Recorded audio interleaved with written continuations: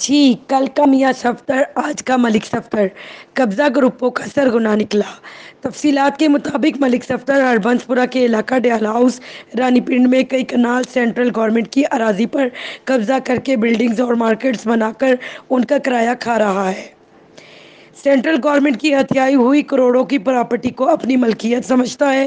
کل کا میاں صفدر آج کا ملک صفدر کنال روڈ پر کسی کو اپنا ثانی نہیں سمجھتا۔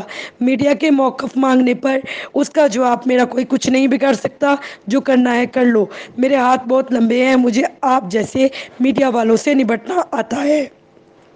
ملک صفدر بدتمیزی کرنے والوں میں صف اول میں شمار ہوا۔